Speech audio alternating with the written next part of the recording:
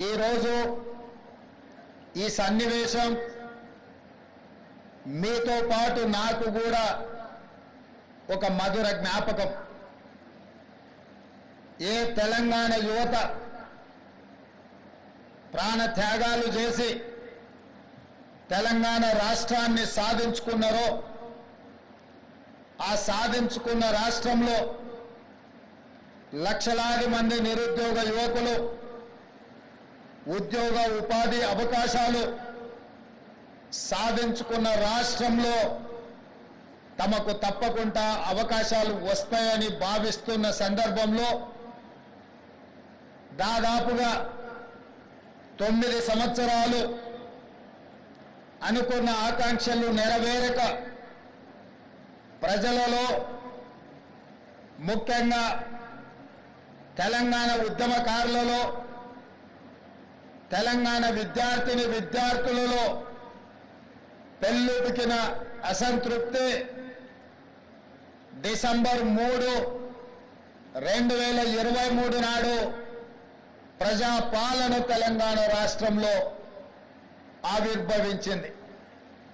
ఆ ప్రజాపాలన ప్రజలకు అందుబాటులో ఉండి ప్రజల అవసరాలను తీరుస్తూ, ప్రజల యొక్క ఆవేదన వింటూ, ఆలోచనలు పంచుకుంటూ ఈ తెలంగాణ రాష్ట్రాన్ని పునర్నిర్మించుకోవాలన్న ఆలోచనతోటి ప్రభుత్వం ఏర్పాటు చేసిన 90 రోజులలో 30,000 పైచిలకు నిరుద్యోగ యువకులకు ఉద్యోగ అవకాశాలు ఏ ప్రాంగణంలో అయితే మేము ప్రమాణ స్వీకారం చేసినామో అదే ఎల్బీ స్టేడియం ప్రాంగణంలో 30,000 మంది తెలంగాణ నిరుద్యోగ యువకులకు ఉద్యోగ పత్రాలు అందించి మీరెన్నుకున్న ప్రభుత్వం మీ సేవలో నిమగ్నమై ఉంటుంది అని చెప్పి మీకందరికీ విశ్వాసం కల్పించే ప్రయత్నం చేసినాం.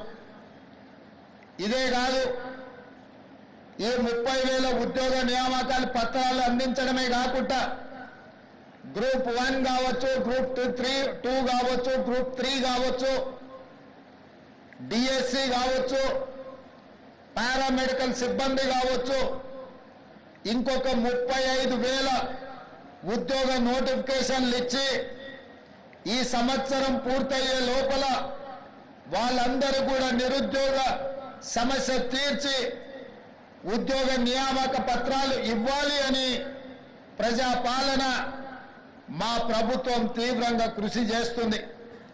ఒకనాడు తెలంగాణ పబ్లిక్ సర్వీస్ కమిషన్ అంటే ప్రశ్నాపత్రాలు పరీక్షా కేంద్రాలలో ఉండకుండా జిరాక్స్ సెంటర్లలో ఎక్కడ పడితే అక్కడ విచ్చలవిడిగా అమ్ముకుంటుంటే పరీక్షలు రాసిన లక్షలాది మంది నిరుద్యోగ యువకులు ఆందోళనకు గురై ఆందోళన బాట పడుతున్న సందర్భంలో తెలంగాణ పబ్లిక్ సర్వీస్ కమిషన్ని సంపూర్ణంగా ప్రక్షాళన చేసి ఎలాంటి అనుమానాలకు, ఎలాంటి తప్పిదాలకు అవకాశం లేకుండా పబ్లిక్ సర్వీస్ కమిషన్ని కొత్తగా నియమించి ఆ నియామకాల ద్వారా నిరుద్యోగ యువకులకు ఉద్యోగ నియామకాలు అందించాలన్న ఆలోచన మా ప్రభుత్వం చేస్తున్నది.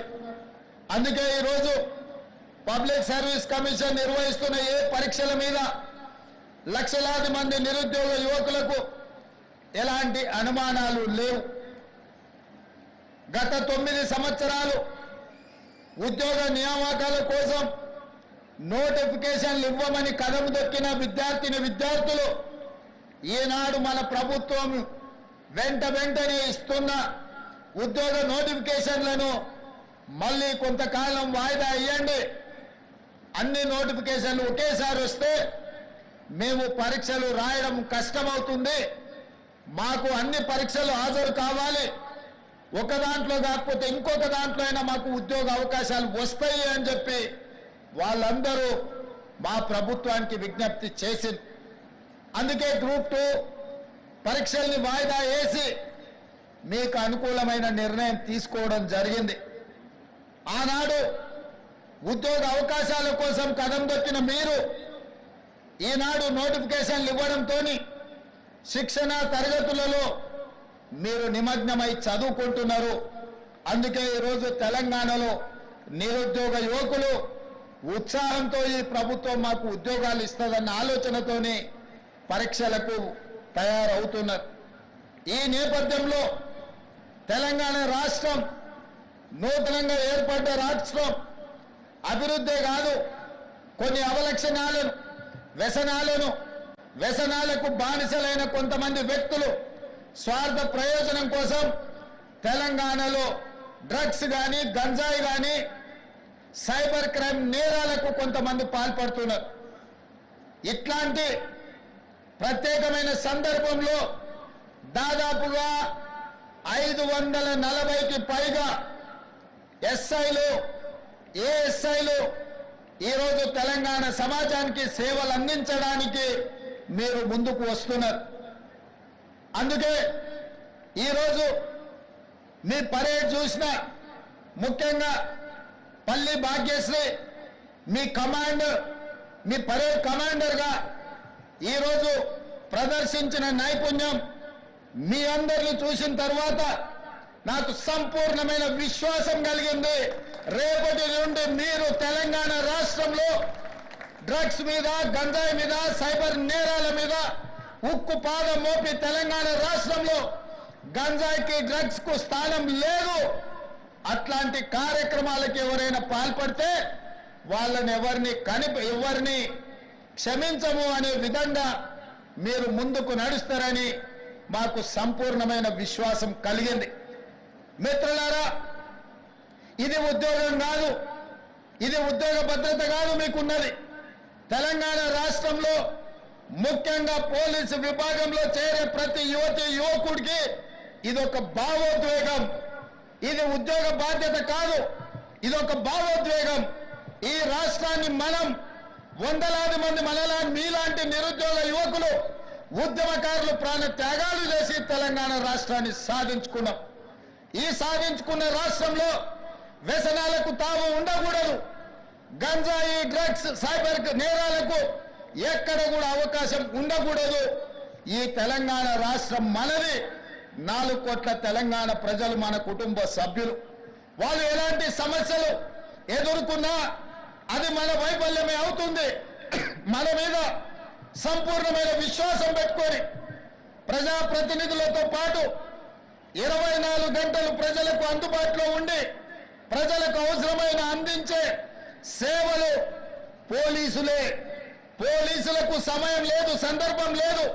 ఏ సమస్య వచ్చినా, వరదలు వచ్చినా, కరువు వచ్చినా, లేకపోతే భూకంపాలు వచ్చినా, శాంతి భద్రతల సమస్యలు వచ్చినా, లేదా మత కలహాలు వచ్చినా, ఆర్థికపరమైన నేరాలు జరిగినా, ఏది జరిగినా ముందు బాగానే ఉండి ఆ సమస్యల మీద పోరాటం చేసేది పోలీసు సిబ్బంది, పోలీసు విభాగం. అందుకే నేను మీతో పంచుకున్నది ఇది ఉద్యోగం కాదు, ఇది ఒక భావోద్వేగం. ఈ భావోద్వేగమే ఈ తెలంగాణ రాష్ట్రాన్ని పునర్నిర్మించి భవిష్యత్ తరాలకు బంగారు బాటలేసే బాధ్యత మన అందరి మీద ఉన్నది. అందుకే ఈరోజు తెలంగాణ రాష్ట్రంలో ఒక పక్కన నిరుద్యోగ సమస్యను పరిష్కరిస్తూ ఇంకొక పక్కన విదేశీ పర్యటనలకు వెళ్ళి జాతీయ అంతర్జాతీయ స్థాయిలో తెలంగాణ రాష్ట్రానికి వేలాది కోట్ల రూపాయల పెట్టుబడులు తీసుకొచ్చి పరిశ్రమలను స్థాపించి ఆ పరిశ్రమల ద్వారా లక్షలాది మంది నిరుద్యోగ యువకులకు ఉద్యోగ ఉపాధి అవకాశాలు కల్పించాలన్న ఆలోచన మన ప్రభుత్వం చేస్తున్నది. ఈరోజు ఉద్యోగాలే కాదు, నిరుద్యోగ సమస్యను పరిష్కరించడమే కాదు, ఈ సమాజంలో పెట్టుబడులు తీసుకురావడమే కాదు, రైతన్నలు నేతన్నలు పట్టెడు అన్నం పెట్టేది రైతన్నలైతే ఆ రైతన్నలకు ఆత్మగౌరవంతో బ్రతకడానికి నేతన్నలు సహకరిస్తున్నారు. నేతన్నలతో పాటు గీతన్నలు ఈరోజు మన సమాజంలో ఉన్నారు. కుల వృత్తులు, చేతి వృత్తులను బలోపేతం చేస్తూ ఆ వృత్తులను ఆదుకుంటూ ఈనాడు తెలంగాణ రాష్ట్రంలో 8 నెలల్లోనే సరిగ్గా 27 రోజుల్లో 18,000 కోట్ల రూపాయలు రైతు రుణమాఫీ చేసి 22,22,687 మంది రైతుల ఖాతాలో 18,000 కోట్ల రూపాయలు వేసిన చరిత్ర ఈ దేశంలోనే మొట్టమొదటిది. తద్వారా మీరందరూ రైతుల బిడ్డలు, గ్రామీణ ప్రాంతం నుంచి వచ్చిన వాళ్ళు, వ్యవసాయము, వ్యవసాయ సమస్యలు, రైతుల యొక్క కష్టాలు తెలిసినోళ్ళు. నేను కూడా గ్రామీణ ప్రాంతానం నుంచి, వ్యవసాయ కుటుంబం నుంచి వచ్చిన వాడినే. రైతు యొక్క కష్టాలు నాకు తెలుసు. అందుకే 18,000 కోట్ల రూపాయలు కడుపు కట్టుకొని నిధులు సేకరించి 18,000 కోట్ల రూపాయలు ఈనాడు రైతుల ఖాతాలో వేసి రైతన్నల కళ్ళల్లో ఆనందం చూస్తున్నాం. వ్యవసాయం దండగ కాదు, వ్యవసాయం పండుగని నిరూపించి ఈనాడు తెలంగాణ రాష్ట్రంలో రైతుల ఆత్మగౌరవంతో తలెత్తుకునే విధంగా రాష్ట్ర ప్రభుత్వం నిర్ణయాలు తీసుకుంటున్నది. ఇవాళ ఈ తెలంగాణ రాష్ట్రం పచ్చగా ఉండాలన్నా, పసిడి పంటలు పండాలన్నా ప్రాజెక్టులతో పాటు చెరువులను, కుంటలను కాపాడుకునే బాధ్యత మన మీద ఉన్నది. నిన్న మన మీరందరూ చదివి ఉండొచ్చు, చూసి ఉండొచ్చు. రేవంత్ రెడ్డి గారికి ఏమొచ్చిందయ్యా, హైడ్రా పేరు మీద మీ చెరువుల్లో విలాసవంతమైన విల్లాలు కట్టుకుంటే ఆయన నేల గూలుస్తున్నాడు అని. నేను ఒక్క మాట అడగదలుచుకునే వేదిక మీద నుంచి తెలంగాణ ప్రజల్ని, ముఖ్యంగా హైదరాబాద్ నగర వాసులని, 1908లో ఈ మహానగరం మీద వరదలు ఉప్పెనై కమ్మేస్తే వేలాది మంది ప్రాణాలు కోల్పోతే ఆనాటి నిజాం సర్కార్ మోక్షగుండం విశ్వేశ్వరయ్యను ఆర్కిటెక్ట్ గా నియమించి 100 కోట్ల రూపాయల నాడు ఖర్చు పెట్టి ఉస్మాన్ సాగర్, హిమాయత్ సాగర్ ను నిర్మించింది. అనంతగిరి కొండల నుంచి వచ్చే వరదల్ని నిలువరించిన నీళ్లను ఈ మహానగరానికి తాగునీటి వసతులుగా ఏర్పాటు చేసింది. ఒకనాడు ఎక్కడి నుంచి హైదరాబాద్ నగరానికి తాగునీళ్ళు వచ్చేది కాదు. ఉస్మాన్ సాగర్, హిమాయత్ సాగర్ నుంచే లక్షలాది మంది హైదరాబాద్ బిడ్డలకు తాగడానికి నీళ్లు ఇచ్చారు. హైదరాబాద్ దాహార్తిని తీర్చిన ప్రాజెక్టులు గండిపేట, హిమాయత్ సాగర్. ఇలాంటి ప్రాజెక్టుల చుట్టూతా బాగా సంపాదించుకున్న వాళ్ళు, ఆగర్భ శ్రీమంతులు ఫామ్ హౌజులు కట్టుకున్నారు. వాళ్ళు ఫామ్ హౌజులు కట్టుకుంటే మనకు అభ్యంతరం లేదు, వాళ్ళు సంతోషంగా ఉండడమే మనకు కావాల్సింది. కానీ ఆ ఫామ్ హౌజులలో ఉన్న డ్రైనేజ్ కనెక్షన్ లేదు. వాళ్ళ డ్రైనేజ్ తీసుకొచ్చి గండిపేట నీళ్ళలో కలిపిండ్రు. వాళ్ళు వాడిన డ్రైనేజ్ నీళ్లు గండిపేట నీళ్ళలో కలిస్తే ఆ నీళ్లు తాగడానికి నగరానికి ఇస్తున్నాం. నేను అడుగుతున్న మిత్రులారా, ఇవాళ మీరు చెప్పండి, ఎవరో బలిసినోడు కట్టుకున్న ఫామ్ హౌస్ డ్రైనేజ్ నీళ్లు గండిపేట తాగు నీళ్ళలో కలుస్తుంటే ఆ నీళ్ళని నగర ప్రజలకు తాగడానికి ఇస్తే ముఖ్యమంత్రిగా నేను వైఫల్యం చెందినట్టు కాదా? ఒక్కసారి ఆలోచన చెయ్యండి. భవిష్యత్ తరాలకు అందించాల్సిన బాధ్యత చెరువులు, కుంటలు, నాలాలను ఎవరెవరో ఆక్రమించుకుంటే వాళ్ళ ఆక్రమణలో చెరబడితే ఇవాళ నగరం మీద ఉప్పెనై వరదలు వస్తున్నాయి. ఆ వరదలు ఎక్కడికి వెళ్తున్నాయి? బస్తీలో ఉన్న పేదోళ్ళ ఇళ్లకు పోతున్నాయి. పేదోళ్ళు జీవితకాలం కష్టపడి సంపాదించుకున్న ఫ్రిడ్జ్, టీవీ, మంచము, బట్టలు, కట్టుకున్న బట్టలతో సహా అర్ధరాత్రి పూట వాళ్ళ ఇళ్లకు నీళ్లు వస్తే తడిసి ముద్దయి అనాథలాగా రోడ్డు మీద నిలబడాల్సిన పరిస్థితులు వచ్చినాయి.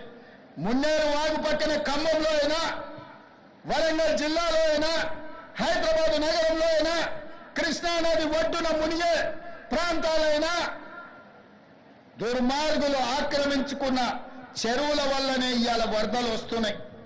అందుకే హైడ్రాను ప్రారంభించడం. హైడ్రా స్పెషల్ టాస్కే ఈ చెరువులను ఆక్రమించిన వాళ్ళను చెరబట్టాలని, చెరబట్టిన వాళ్ళ నుంచి విడిపించాలని, అలాంటి వాళ్ళని అవసరమైతే చెరసాలకు తోలాలనేది నా ప్రభుత్వ విధానం. అందులో ఎంత గొప్ప వ్యక్తులున్నా, ఎంత మహామహులున్నా వాళ్ళు చెరువులను వదలక తప్పదు. అందుకే ఈ వేదిక మీద నుంచి గొప్ప వ్యక్తులకు నేను విజ్ఞప్తి చేస్తున్నా, అయ్యా ఆక్రమించుకున్న చెరువులను మీరే వదలండి, గౌరవంగా పక్కకు తప్పుకోండి, నీటిపారుదల శాఖకు అప్పగించండి, మీకేం కావాలనో పోయి దూరంగా కట్టుకోండి. లేకపోతే ఉన్న పలంగా నేల మట్టం కూలుతాయి, కూలగొట్టే బాధ్యత నేను తీసుకుంటా.